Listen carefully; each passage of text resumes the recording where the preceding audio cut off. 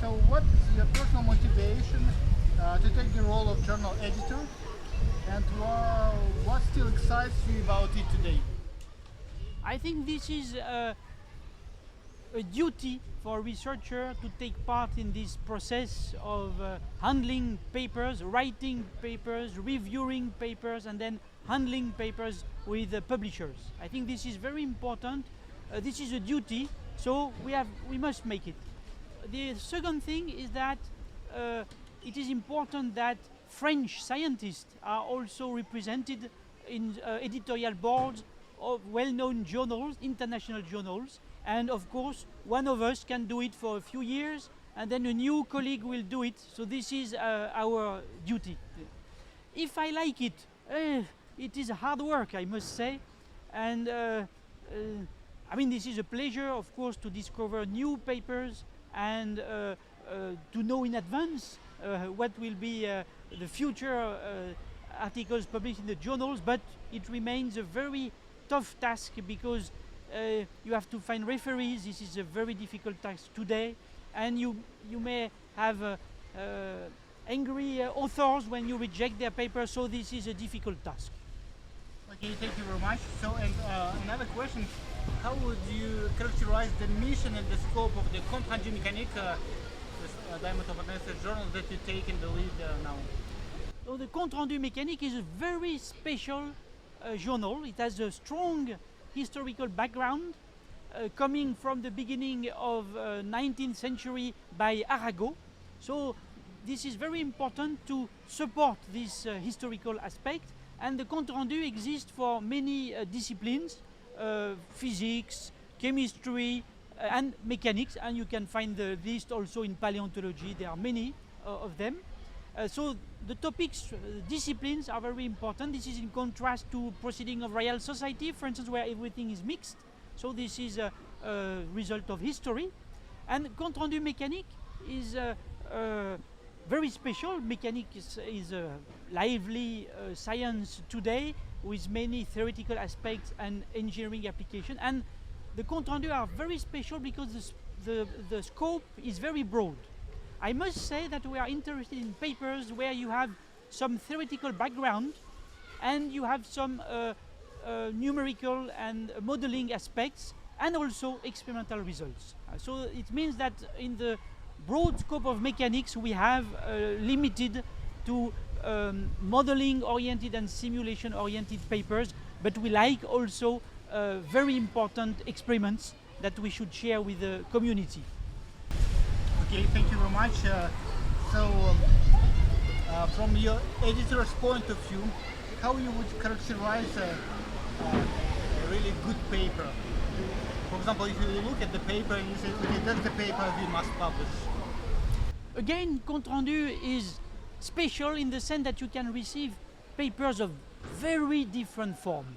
It can be something historical, it can be something in fluid mechanics, it can be something very special in vibration, for instance, or it can be a mathematical oriented theoretical paper in fundamental mechanics. So this is difficult to see if this will be an important paper. But after reading part of it, you will recognize if the topic is timely, if some answers are given to important questions, and this you can recognize by looking at first sight on the submitted papers. Okay. And so, well, it's not only about the Compte Rendu Mécanique, but also about your general career as editor. Can you distinguish a good paper, according to you, and a bad one?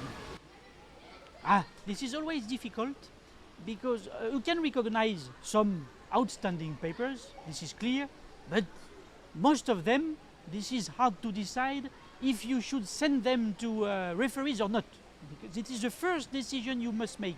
Don't send a bad paper to referees, because referees are rare nowadays. They hesitate to do the job. There are so many evaluations ongoing, so this is very important that you have filtering right at the beginning, and this is difficult.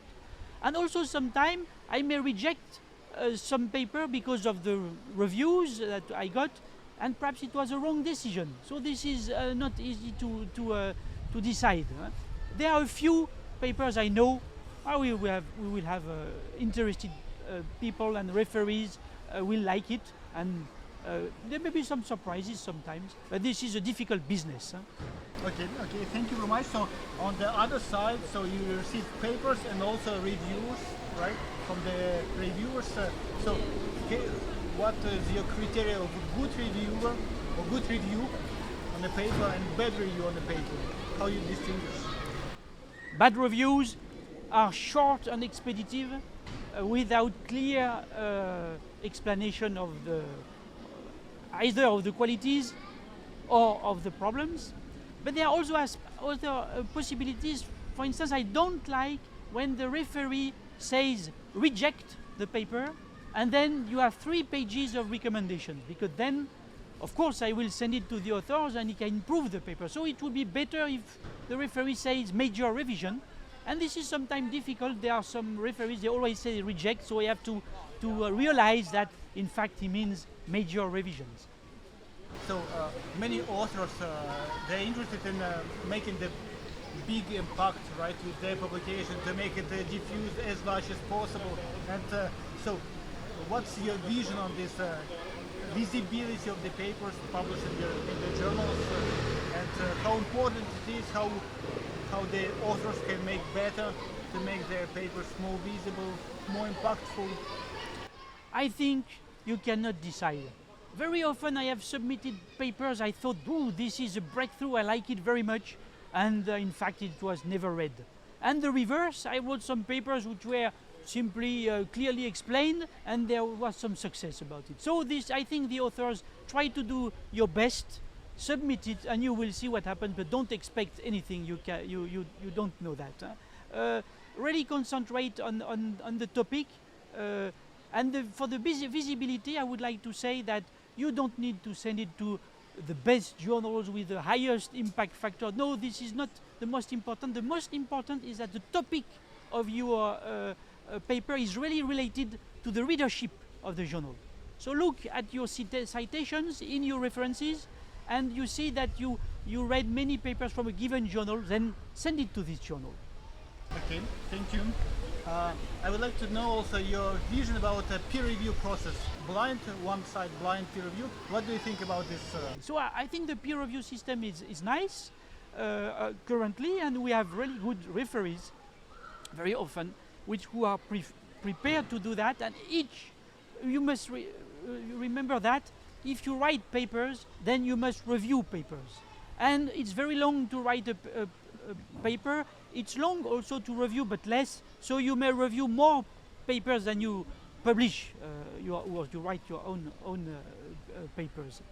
Of course, this is terrible when you get a nasty comment on your paper from anonymous referees. So you could question the system. I must say that I don't know really, because if you know the name of the referees, I mean, if the referees is nasty and says very bad things, this is not so nice, and probably it's better you don't know his name. That's why I have no I have nothing against the anonymous system, as long as you're not writing terrible sentences condemning the authors. So you must be very careful in the report, and I must say that most reports are written like that. Yes, okay, thank you. And what do you think about the timeline of peer review? How much time should we give to reviewers to review the paper? What is the good compromise for you? When I am asked to review a paper by a journal giving me 1 week, and then if I want to extend giving me 2 weeks, then I don't do it. So it means that I think I give usually at least something like 40 days to make a review. Problem is, if the referees do it after 40 days, this is perfect. But sometimes they will forget it, and then you will need again 30 days additional ones, and this is difficult. But I think it's better to wait a long time for a good review than having hastily written reports. So, I mean, you can imagine your result is not so important that it should be published at once if you think about it, and except few cases. So be prepared to wait a bit. Problem is, I have my own experience. Recently, I submitted a paper. I will not give the journal, but this is a famous one, and they just forgot to send my papers to referees. And I was asking why is it so long, and the answer was, oh, we are still waiting for the reviews. But after I asked twice, it told me, oh, we forgot to send it to referees. So you see, I think this is something happening with big publishers, that we lose a bit the contact to real researchers, and to be sure that reviews are done and that we are continuing to follow the review process instead of tracking the system. Okay, thank you. So you know, nowadays there are different publication models: diamond open access, hybrid open access, gold open access. So what, according to you, is the future of this publication landscape? Which model will prevail in the future? I strongly support the open diamond scheme, and this is the one chosen for compte rendu mécanique since only 5 years, in fact. Previously it was done by Elsevier. I mean, they did a good job, I must say. But now this is a different format that I support very much, that we can have full readership and everybody can send papers. But regarding other journals, I must say that I'm sure we need also publishers, big publishers which can do a good job of editing. Like if you read the various police that are used to write the papers in the 70s or in the 60s, I mean, this was wonderful, the job they were doing. Nowadays, this should be also the role of Springer, of Elsevier, but I must say now it's quite uniform, so I'm not so sure that they are accomplishing what they should do regarding the quality of publishing. Yeah, this is the third point I would like to mention, is that we are more important than publishers are the journals. I like the journals, especially I like journals that were created in the last century in mechanics, like International Journal of Solids and Structures, like Journal of the Mechanics and Physics of Solids, which were created in the 50s or 60s, and these are historical journals. So I don't care so much about the publisher. I want the journal to continue existing with a good editorial team, and the actual question is it still possible to do that with the current publishers? Seems to be the case still, but there are many questions if we should change the format, but the journal should remain. This is the most important part. Okay, thank you. So, you know that there exists some conflict between business models of big publishers and the trend to open science, to open everything at a reasonable price. What do you think about this conflict about open science and big publishers and the amount of money involved in all this story? What are your ideas? Yes, I must say that I am very often upset by the prices you have to pay for the subscription. Essentially, the increase of the prices of subscription in the last 20 years, this is a nightmare. So really, I think we should stop that. I don't know how, but we must stop this, because the prices are not comparable to the service which is provided nowadays. So we have to change that. How? I don't know. The open diamond scheme is nice, but the problem is you may have many disseminated journals whose visibility may be limited. So how to work to promote them? Perhaps we should do that also by countries. For instance, in France, we have not so many French journals or French coordinated journals, so we should support our initiative in the field of mechanics. That's the case of compte rendu mécanique, but also that's the case of the journal JT CAM, of course. So we should support that. And what do you think is the role of the editors of journals in this transition to open science? How the editors can help the community in this transition? first editors working with big companies like Elsevier or Springer, they should take care to check the process of the review process inside each journal, because sometimes you may have surprises. How decisions are transmitted to authors, what is written in these letters to the author, check that the recommendation of the referees and of the editor-in-chief also are, or the associate editors are written in the report. This is not always the case, so you may have surprises. So this is important to check that from the point of view of the editor-in-chief and of the associate editors, and then ask the publisher to modify the strategy. Usually they understand it, they support it, and they change it. Now, how to convince people to publish in compte rendu mécanique, for instance? So I think we must increase the advertisement, especially in France, because France is a very strange country. They have nice products, but they don't take it. And that's why I think they did not publish enough in compte rendu mécanique in the past 50 years, and I hope we will change it. I don't know, we will see what happens. So more advertisement and convince established researchers to publish in these journals.